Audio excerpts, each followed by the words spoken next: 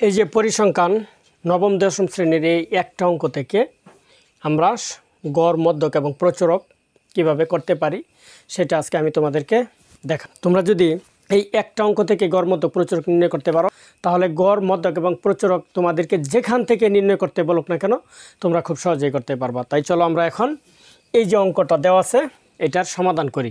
তাহলে প্রথমে আমরা ক নম্বর প্রশ্নটা সমাধান করব যে সংক্ষিপ্ত পদ্ধতিতে গড় নির্ণয় করো। তাহলে আমরা এখন কি করব যে সংক্ষিপ্ত পদ্ধতিতে গড় নির্ণয় করব। তাহলে কি লিখবা, নিম্নে গড় নির্ণয়ের সারণী তৈরি করা হলো। এখন প্রথমেই আমরা যে গড় নির্ণয় করব এর একটা সারণী করতে হবে। তাহলে দেখো আমি এই যে গড় নির্ণয় করার যে সারণীটা সেটা এখন এখানে লিখলাম। এরপরে লিখে রাখলাম যে শ্রেণীব্যাপ্তি আর গণসংখ্যা আমার যা দেওয়া ছিল তা আমি কিন্তু লিখে রাখলাম। এখন আমরা হলো মধ্যমান নির্ণয় করব। তো মধ্যমান নির্ণয়ের একটা বিষয় আছে যে সেটা হলো যে এই যে দেখো একটা শ্রেণী সীমা থাকে, একটা নিম্ন সীমা আর একটা হলো কি আমাদের উচ্চ সীমা। তো উচ্চ সীমা আর নিম্ন সীমা তোমরা কি করবা, যোগ করবা। যোগ করার পর 2 দিয়ে ভাগ করলে যেটা হয় সেটা হচ্ছে মধ্যমান। এবার দেখো যে 29 আর 20 যদি আমি যোগ করি তাহলে আমাদের হয় কি 49। এই 49কে আমরা যদি 2 দিয়ে ভাগ করি হয় তাহলে 24.5 হয়। তাহলে এই মধ্যমানটা হইল 24.5। এবার দেখো একটা বের হয়ে গেছে আমাদের 24.5। তারপরে আর বের করার দরকার নাই, জাস্ট এখানে দেখবা শ্রেণীব্যাপ্তি কত আছে, শ্রেণীব্যাপ্তি যত আছে তত খালি শুধু যোগ করে যাবা।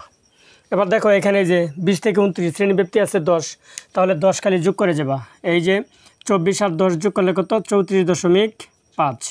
34-এর সাথে 10 যোগ করলে হবে 44.5। 44-এর সাথে 10 যোগ করলে হবে 54.5। 0.5 তো আছে, এটা আর বলতেছি না এই জন্য। 54.5-এর সাথে 10 যোগ করলে হবে কত 64.5। এবার আসো এই যে আমি লিখে রাখছি বিচ্যুতি সংখ্যা, এটাকে ইউআই দ্বারা প্রকাশ করা হয়।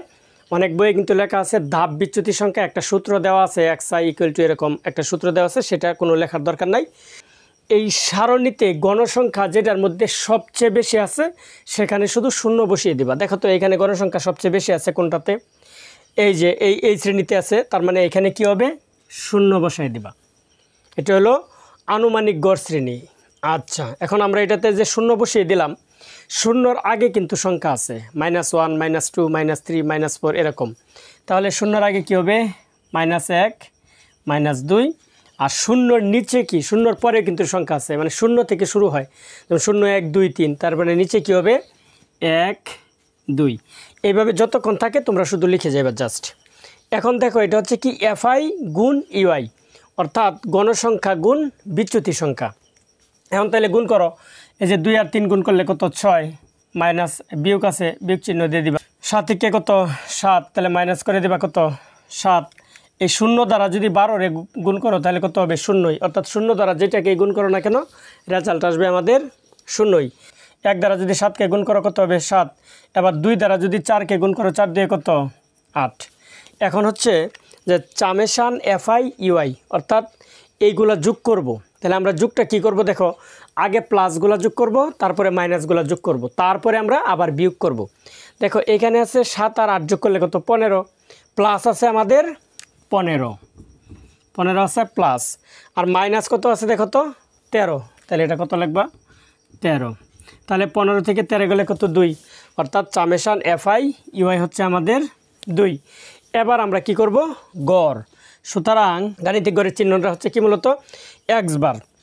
এবার সূত্রটা লিখব, সূত্রটা হচ্ছে a প্লাস সামেশন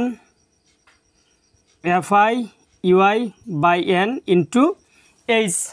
এবার আমরা এইখান থেকে দেখে দেখে মান বসাবো। এই যে আমরা যেখানে শূন্য ধরছিলাম ধাপ বিচ্যুতি সংখ্যার, এই এ হচ্ছে আনুমানিক গড় শ্রেণীর মধ্যমান, অর্থাৎ এই যে এটা হচ্ছে কি আমাদের এ।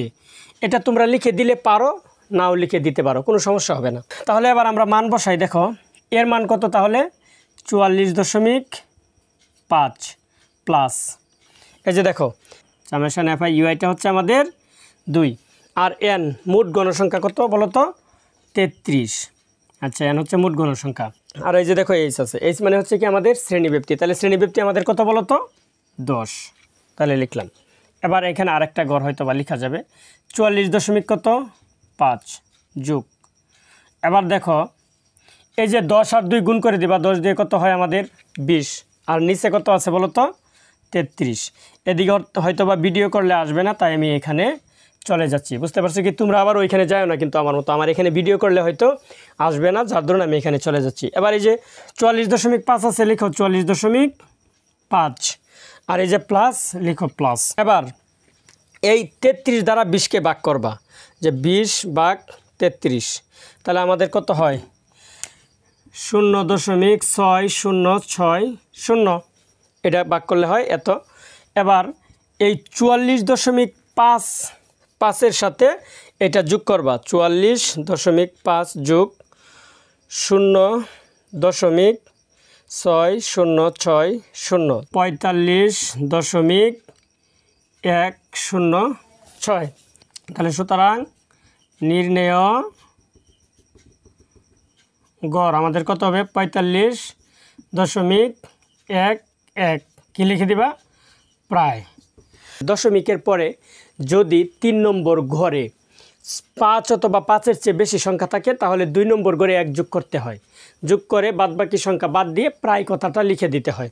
তাহলে দেখো এই যে এখানে 6 আছে, তাহলে 6 যদি থাকে তাহলে এই যে 2 নম্বর ঘরে 1 যোগ করতে হবে, 0-এর সাথে 1 যোগ করলে কত 1 হয় না, এই যে 1 আমরা লিখে দিলাম, অর্থাৎ হয়ে গেল কি 1 1 এবং কি লিখলাম প্রায়। তো প্রিয় শিক্ষার্থী বন্ধুরা, এই যে দেখো আমি যে তোমাদেরকে ঘর নির্ণয়টা করাইলাম, তোমরা যদি এই গড়টা ভালোভাবে বুঝে থাকো তাহলে কিন্তু তোমাদের নবম দশম শ্রেণীতে আর কোনো গড় করার প্রয়োজন হবে না, এবং তোমরা এই একটা গড় থেকেই অসংখ্য গড় কিন্তু তোমরা নির্ণয় করতে পারবা। তো এই গড়টা যদি তোমরা বুঝে থাকো তাহলে অবশ্যই আমাকে কমেন্ট করে জানাবে, এবং আমার Facebook page SRK officials follow দিয়ে পাশে থাকবে।